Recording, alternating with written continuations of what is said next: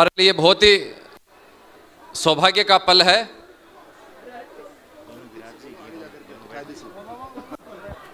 देश के उन बड़े संतों के दर्शन नित्य नमन मंडी के रूप के तरह ही हमें प्राप्त हो रहे हैं। ऐसे शाम के दिव्य कार्यक्रम में आज हमें संतों का भी आशीर्वाद प्राप्त हुआ है। हमारे बहुत ही आदरणीय, बहुत ही प्रेरणीय, बहुत ही पूजनीय, सम्माननीय श्री गोविंद देवगिरी जी महाराज आज पधारे हैं। आप पुन्ना से, महाराष्ट्र से आए हैं और मेरे ऊपर इनका बहुत आशीर्वाद है। मैंने इनसे बहुत प्रेरणा प्राप्त की है और मुझे इनके यहाँ आने के बाद इतनी ऊर्जा, इतना गौरव प्राप्त हुआ है जिसको मैं आपको शब्दों में नहीं बता सकता। आप शिवरात्रि, हर शिवरात्रि पुष्कर में करते हैं। आपको शिवरात्रि के 2 दिन पहले पुष्कर पधारना है, इसलिए आप सुबह जल्दी ही प्रस्थान करेंगे, अभी प्रस्थान करेंगे। इसलिए आप सबको अनायास ही इनके प्रवचन आशीर्वाद का लाभ मिल पाएगा। ऐसा सौभाग्य बहुत बार तो हम कोशिश करते हैं ना।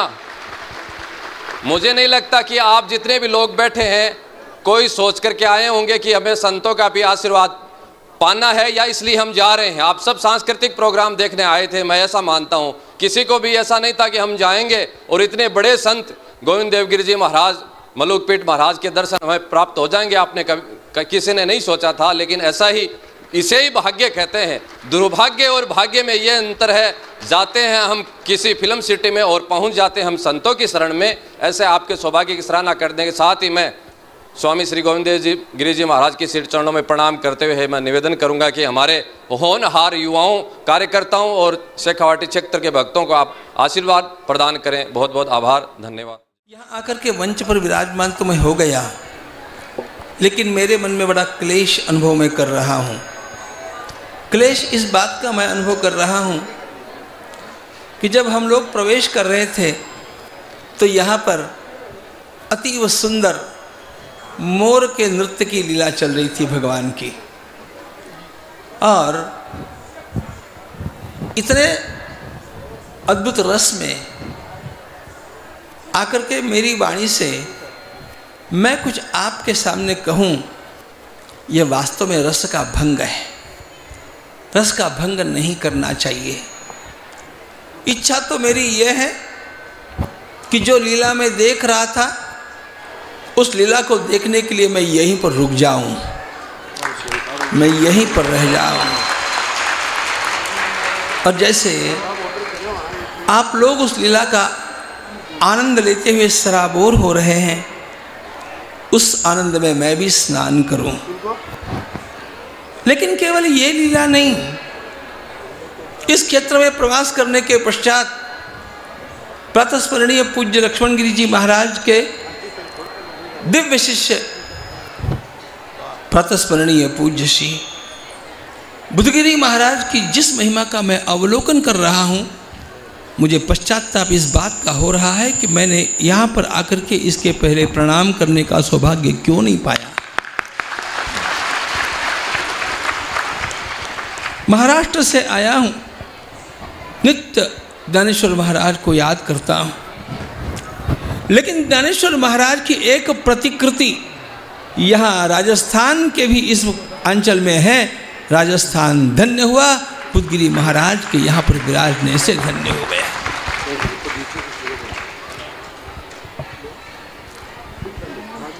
अरे विद्वानों को तो अधिक विद्वान कोई भी बना देगा, लेकिन गोमाता की सेवा करने के लिए चल पड़े एक बालक को इतना महान सिद्ध बना देना कि 35 वर्ष की अवस्था में, जिसको हम लोग संजीवन समाधि बोलते हैं, स्वयं समाधि ग्रहण कर लेना, यह अद्भुत बात है। यहाँ पर ऐसा कुछ हुआ, ऐसा मेरे कानों तक भी कैसे नहीं आया, इसका मुझे पश्चाताप है। और इसकी उलाहना मैं देना चाहूँगा हमारे परम प्रिय और परम आदरणीय मंत्र श्री दिनेश गिरी महाराज को ही।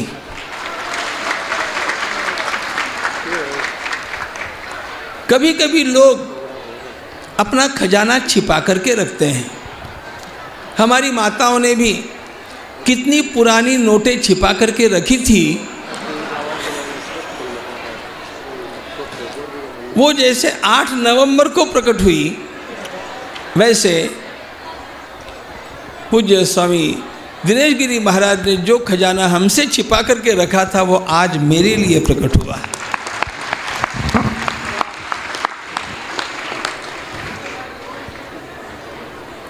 भाइयों और बहनों, महाराष्ट्र में रहता हूँ, लेकिन मेरी मूल मिट्टी तो मारवाड़ की ही है। अच्छा। राजस्थान का है। और इसलिए जब कभी इधर आते हैं तो हम तो मामा जी के गांव आने का अनुभव करते रहते हैं, ननिहाल आने का अनुभव करते हैं, लेकिन प्रदीर्घ संपर्क होने के पश्चात भी इस पुण्य भूमि का, इस पुण्य धरा का दर्शन इतने विलंब से होने की टीस तो मेरे मन में सर्वदा के लिए रहेगी। क्योंकि बचपन से एक जिज्ञासु की तरह मैं खोजता आया हूँ, श्री भगवान की खोज में कौन कौन चल पड़े उनके मैं दर्शन करूँ, श्री भगवान के बारे में किसने किसने क्या क्या लिखा उसका मैं अध्ययन करूँ, कैसे उस प्रभु को प्राप्त किया जा सकता है, इसका दिशा दर्शन करने वाले संतों की मैं कृपा और उनकी प्रीति में प्राप्त करूं। ऐसा रहने पर भी मैं यहाँ पर विलंब से पहुँचा, लेकिन चलो यहाँ पर आया तो इतना सुमुहूर्त रहा कि यहाँ पर भगवत जी की दिव्य कथा की गंगा धारा बह रही है, एक और भागवत जी की दिव्य कथा की रसधारा बह रही है, दूसरी ओर पूज्य बुद्धगिरी जी महाराज की कृपा धारा बह रही है, और तीसरी ओर हमारे दिनेश गिरी महाराज की पुरुषार्थ धारा भी बह रही है। यहाँ पर आने के पश्चात मैंने ऊपर जाकर के जब दर्शन किया, अवलोकन किया और इसके इतिहास के बारे में जाना, तब इस स्थान की स्थिति कैसी थी इसका अनुमान भी लगाया, उसके चित्र भी देखे, लेकिन इस स्थान का जो रूपांतरण मैं आज देख रहा हूँ तो मुझे इतना ही कहना है कि महाराज आपने जंगल में मंगल कर दिया, वास्तव में कर दिया। हम लोग तो यही कहना सीखे हैं, साधु सेवा धर्म हमारा कामन दुनियादारी से, और ये साधुओं का स्थान है। यहाँ की कण कण में वही भगवत रस की, भगवत कृपा की धारा प्रवाहित होती है, और इसलिए मैं इसलिए भी यहाँ पर आकर के बैठ गया। पुष्कर पहुँचना है मुझे अभी, लेकिन मैं तो दर्शन करके ही कृतार्थ होकर के और पूज्य महाराज जी के दर्शन प्राप्त करके प्रसन्न मन से प्रस्थान करने वाला था, लेकिन जब आज्ञा हुई कि मुझे बोलना है तो मैंने कहा चलो बोल ही ले। किस लिए बोले? आप लोगों को अपने भाग्य का पता होना चाहिए, इसलिए बोले। भगवत जी का एक श्लोक मुझे याद आता है, अहो भाग्यम नंद गोपव्रजौकसाम यन्मित्रं परमानंदम पूर्णं ब्रह्म सनातनम। केवल आज नहीं, गत कुछ दिनों से पूज्य महाराज जी के व्हाट्सएप से मुझे यहाँ के चित्र मिल रहे हैं। जैसे आसपास के गांव में जाकर के, देहातों में जाकर के और निमंत्रण दिए जा रहे थे, उसके भी चित्र मिल रहे थे, कुछ वृत्तांकन भी मिल रहा था, और यहाँ की तैयारियों को भी मैं देख रहा था। ये सब देख तो रहा था, और यहाँ पर आकर के जब आप लोगों को देखा और इस स्थान को देखा, तब ये पता चल गया कि जो मैंने उन चित्रों में देखा वह तो अत्यल्प था, बहुत थोड़ा था। यहाँ पर तो पूरा इतना सागर लहरा रहा है।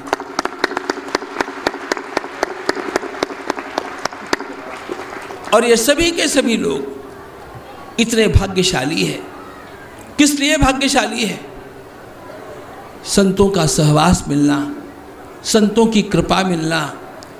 और उसमें भी एक बात का ध्यान रखना, संत जब तक देह में होते हैं तब तक उनकी कृपा जितनी बहती है, संतों की कृपा उस चोले को छोड़ करके जब वे भगवान के साथ पूर्ण रूपेण एक रूप हो जाते हैं तब वह सागर के रूप में उमड़ने लग जाती है।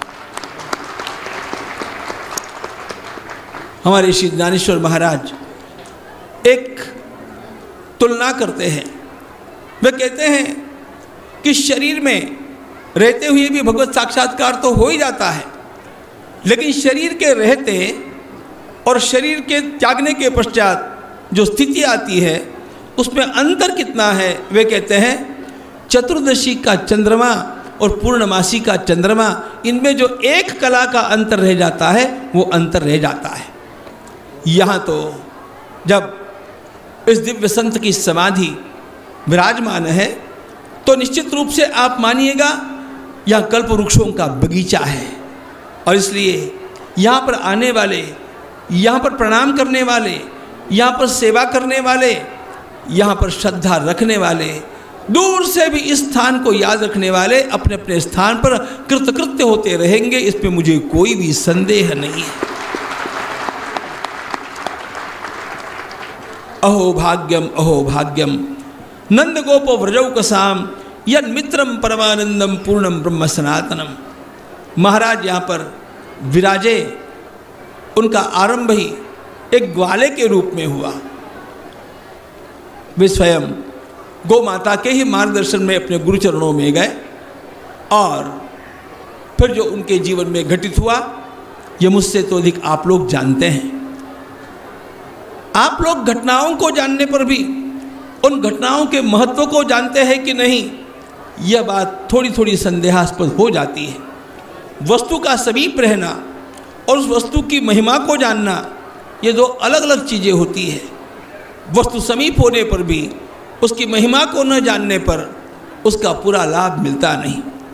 इसलिए आइए यहाँ पर अपने पुरुषार्थ की धारा बहा करके हमारे परम आदरणीय दिनेश गिरी महाराज ने जो स्वयं पद्मड़ा के पुण्यधाम में गौ सेवा के उस महायज्ञ में पहले जिनका दर्शन मुझे प्राप्त हुआ, ऐसे हमारे परम स्नेही श्री दिनेश गिरी महाराज, उन्होंने जिस पुरुषार्थ की धारा को यहाँ पर बहाया है वह इस स्थान की कीर्ति को वृद्धिंगत करने वाला, आपके भाग्य को उजागर करने वाला, आने वाली अनेक पीढ़ियों को संत सेवा, गौ सेवा, धर्म सेवा की प्रचुर प्रेरणा प्रदान करने वाला ऐसा एक नया वातावरण उन्होंने निर्माण किया है। आप में से भी सब लोगों को यह अनुभव होता होगा कि भैया ऐसा तो हमने यहाँ पर कभी नहीं देखा था, इतना अभूतपूर्व उत्सव यहाँ पर हो रहा है। यह आरंभ मानिएगा, जब चेतना जग जाती है तो फिर विस्तार ही विस्तार होते जाता है। इसलिए इस चेतना की जागृति के इस सुंदर अवसर के ऊपर मुझे यहाँ पर आकर के आपके समक्ष बैठ कर के और शब्दों के सुमन अर्पित करने का जो सौभाग्य प्राप्त हुआ वह मेरे लिए बड़े आनंद का क्षण है। इतना ही कहूँगा कि आप इस सेवा में लगे रहिएगा। महाराज जिस ऊर्जा से काम करते हैं उसको मैं जानता हूँ। जिस ढंग से उन्होंने पद्मड़ा में अपने व्यक्तित्व से वातावरण को निर्माण किया, और जब हम कुछ राजकीय कार्यकर्ताओं के साथ, राजकीय नेताओं के साथ बैठ कर के गोमाता के लिए चर्चा कर रहे थे, उस समय मुझे चर्चा में क्या क्या मुद्दे रखने चाहिए, इसका मार्गदर्शन मैं किससे मांगूं, यह मेरे लिए प्रश्न खड़ा हो गया था। मैंने महाराज से कहा और महाराज ने तुरंत मुझे वहाँ पर क्या क्या कहना चाहिए और कैसे कैसे अपना पक्ष रखना चाहिए, इसकी जो जानकारी दी मैं स्वयं उस कारण से, और वैसे तो समय होता हमारे पास तो हम आप ही को वहीं पर बुला लेते, लेकिन उतना समय था नहीं। हमने आधुनिक साधनों का उपयोग किया, आपसे मार्गदर्शन लिया और मेरे ध्यान में आया कि वास्तव में जो बातें हमारे ध्यान में नहीं आती है वे बातें उनके ध्यान में क्यों आती है, वे कैसे इतनी सहजता से उन बातों को कह देते हैं। इसका मुख्य कारण यह है कि जितना गौ माता से प्रेम होना चाहिए उतना शायद हमारे भीतर नहीं है, लेकिन उनके अंतःकरण में गौ माता के प्रति प्रेम का, करुणा का सागर लहरा रहा है। जहाँ प्रेम के बल पर एकात्मता होती है वहाँ पर ज्ञान अपने आप प्रकट होता जाता है। और इसलिए इस प्रकार के एक अत्यंत श्रेष्ठ गो सेवक, साधु सेवक, धर्म के विस्तारक और सत्कर्मों के प्रेरक इस हमारी नई विभूति का भी अभिनंदन करता हूँ, अभिवादन करता हूँ। आपके भी भाग्य का अभिनंदन करता हूँ और पुनः कभी अवश्य आऊँगा, ऐसा कहकर के वाणी को विराम दे करके प्रस्थान करता हूँ। गो माता की, गोपाल कृष्ण भगवान की, पूज्य बुद्धगिरी स्वामी महाराज की।